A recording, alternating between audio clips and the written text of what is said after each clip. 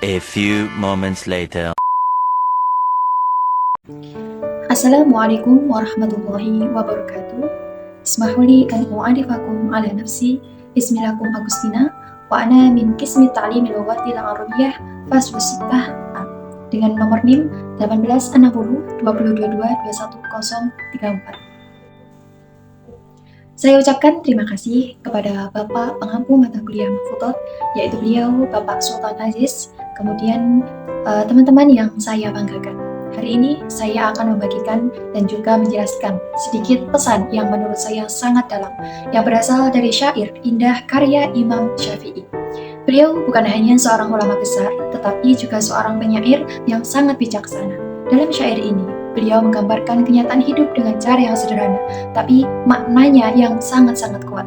Ada 3 hal penting yang bisa saya tangkap dari syair ini. Tentu saja yang pertama bunyinya seperti ini. Ad-dahru yawman idha amanin wada hatar, bal aisyu aisyan idha sofi wada kadar. Artinya, zaman itu ada 2, ada masa aman dan juga ada masa berbahaya. Hidup pun juga ada 2, ada yang tenang dan juga ada yang penuh kesulitan. Jadi, hikmah yang dapat kita ambil dari syair Imam Syafi'i ini adalah bahwa mengajarkan bahwa hidup itu tidak selalu lurus dan juga mulus. Artinya, dalam syair Imam Syafi'i ini, seakan beliau ini berkata kepada kita, wahai manusia, jangan berharap hidup akan selalu tenang. Kadang kamu berada di atas dan juga kadang kamu berada di bawah. Kadang pula kamu senyum, tapi kadang di lain hari kamu bisa menangis. Realitasnya, dalam hidup kita seorang manusia memang tidak hanya tentang kebahagiaan saja, tetapi kita pasti juga akan melewati fase-fase yang penuh ujian. Tetapi justru disitulah kita ini belajar untuk selalu bisa menerima takdir, entah itu takdir baik maupun jelek. Contohnya, kita sebagai seorang mahasiswa, saat kita dinyatakan tidak lulus dalam seleksi beasiswa ataupun organisasi, apa yang kita rasakan? Pasti yang kita rasakan adalah rasa sakit dan juga pahit sekali di dalam hati kita. Tapi itu bukan akhir dari perjuangan dan juga bukan akhir dari segalanya. Ingat, bisa jadi itu bukti cinta Allah kepada kita. Jadi kita harus paham dan terus berprasangka baik terhadap Allah, maka Allah akan memberikan lebih dari apa yang kita inginkan. Allah itu tahu takdir yang baik untuk kita.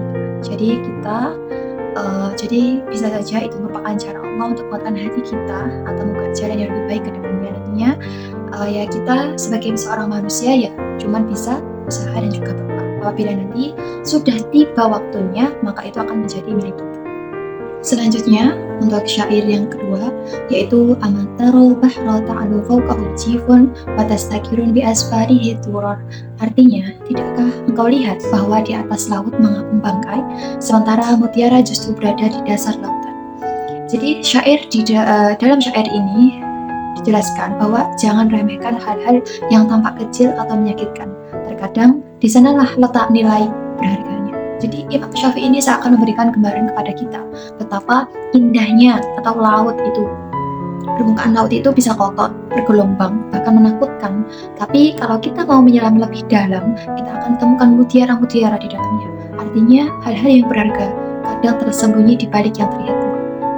Contohnya, kita pernah mungkin kecewa terhadap teman kita karena ditinggal ataupun dihina karena penampilan kita.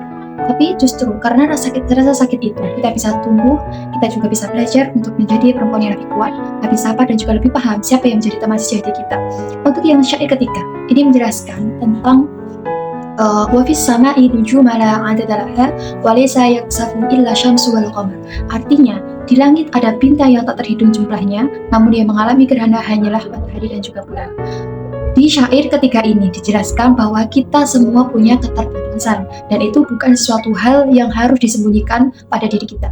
Kadang kita dilihat orang lain tampak sukses, selalu tampil percaya diri, aktif di organisasi, terus juga padahal bisa jadi mereka juga sedang berjuang terhadap takdir mereka.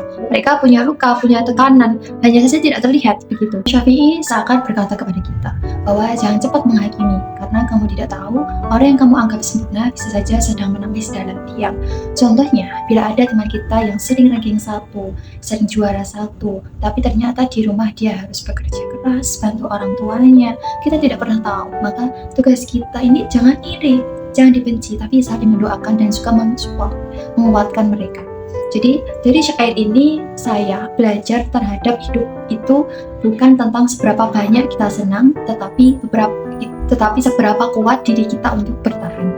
Bukan soal siapa yang paling terlihat hebat, tapi siapa yang paling jujur dengan perjuangannya. Semoga saya dan juga teman-teman bisa menjadi pribadi yang lebih ikhlas, lebih kuat, dan juga lebih bijak dalam menghadapi kehidupan ini. Terima kasih. Wassalamualaikum warahmatullahi wabarakatuh.